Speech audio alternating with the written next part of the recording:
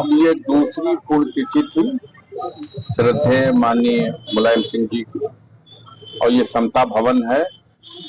Party के जिले से कोने कोने से सभी वरिष्ठ नेतागण आए हुए हैं और माननीय मुलायम सिंह जी की जो जीवनी थी या जो उनके क्रियाकलाप थे या जो उनका संकल्प था, उसी को अपने अपने ढंग से लोग बता रहे हैं और अपनी श्रद्धा का सुमन अर्पित कर रहे हैं। इसी सिलसिले में नेताजी की ही स्मृति में आज पुण्यतिथि के अवसर पर करंडा में सैतापट्टी में एक कबड्डी का प्रोग्राम है, मैं वहां जा रहा हूं।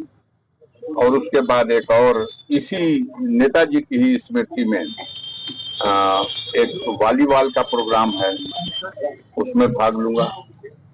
फिर शाम को रामलीला एक प्रोग्राम है, 2-3 जगह, उसमें जाना है। सांसद जी, अभी जैसे आपने कहा कि ये पुण्यतिथि नहीं जश्न का कार्यक्रम है, तो इसको मतलब किस तरह से देखा गया है? पुण्यतिथि का कार्यक्रम यानी माननीय नेताजी को ये तिथि हम उनको याद कर रहे हैं। पार्टी के लोग उनके रास्तों को संकल्प ले रहे हैं कि उस पर हम चलेंगे। समाज में तमाम बुराई के खिलाफ माननीय मुलायम सिंह जी ने जो संघर्ष किया, जो रास्ता दिखाया, उस रास्ते पर चलने के लिए संकल्प लेना आज का तो यही कार्यक्रम। सांसद जी, अभी हरियाणा और जम्मू कश्मीर का चुनाव जो है संपन्न हुआ है, अब उसको लेकर मतलब क्या अब दोनों जगह चुनाव का परिणाम आ चुका है। हरियाणा के चुनाव के परिणाम को लेकर के काफी लोगों में, आपके मीडिया के भाइयों को भी बहुत बड़ी गलतफहमी थी।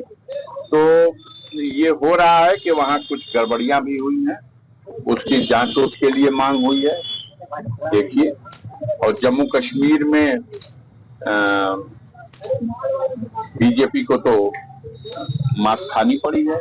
यहाँ बीजेपी तीसरी बार बनाने में सफल हुई है, लेकिन जनरल तौर से मैंने जो देखा, वोट का जो प्रतिशत है वो 1% के भी कम अंतर पर कांग्रेस सरकार बनाने से विफल हो गई। कुछ उनकी चूक होगी जिसका वो मंथन करेंगे, कुछ जो गड़बड़ियां हुई हैं, कैसे उन गड़बड़ियों पर नियंत्रण पाया जाए। चुनाव आयोग की विश्वसनीयता खत्म हो चुकी है। बहुत सी चीजें। सांसद जी, जैसे अभी आपने कहा जो कमी जो है, तो क्या छोटे दलों को कांग्रेस ने अपने में समाहित नहीं किया, इस कारण से हम कमेंट नहीं कर पाएंगे। ये हमारे नेता से पूछिए, हम नहीं कमेंट कर पाएंगे। हम पॉलिसी मैटर पे नहीं बोल सकते। यूपी में भी चुनाव होना है, उपचुनाव होना है, इसके लिए समाजवादी पूरी तरह से समाजवादी पार्टी तैयार है। 6 सीटों के लिए कैंडिडेट आ गए हैं, 6 सीटों के लिए भी नाम तय हो रहे हैं, जल्दी ही वो भी आएंगे, क्योंकि अभी तिथि की भी घोषणा नहीं है। अब पूरी ऊर्जा के साथ समाजवादी पार्टी चुनाव लड़ेगी। समाजवादी पार्टी ने अपने संगठन के माध्यम से 2027 से पहले उत्तर प्रदेश में एक ऐसा माहौल बना लेने में अपने आप को सक्षम कर लिया है कि अगली बार इस सत्ता का पतन निश्चित है और समाजवादियों के नेतृत्व में सरकार बनेगी। बीजेपी भी यही मान रही है कि जो हरियाणा का चुनाव परिणाम आया है, वही उत्तर प्रदेश में आएगा।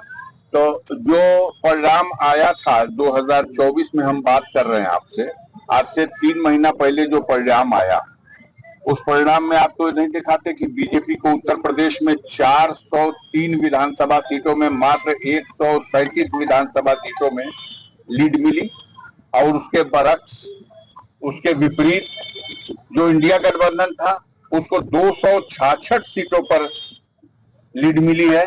ये अपने आप में स्वतः सबसे बड़ा प्रमाण है कि 266 सीटों पर अभी लोकसभा के चुनाव में जो 43 सीटें निकली हैं लोकसभा की, उसमें विधानसभा की 266 सीटें हैं। और जो भाजपा के लोग हाउस में बैठे हुए हैं, उसमें 144 लोग ऐसे हैं जो अपने क्षेत्र में से भी हार के गए हैं, आपके जिले में भी हैं, जो विधानसभा में 45,000 से जीत के गए थे। और आप देख लीजिएगा तो इस समय 16,000 से वो हार चुके हैं इसी लोकसभा के चुनाव में। तो वो आने दीजिए समय, वो स्थिति सामने आ जाएगी। धन्यवाद।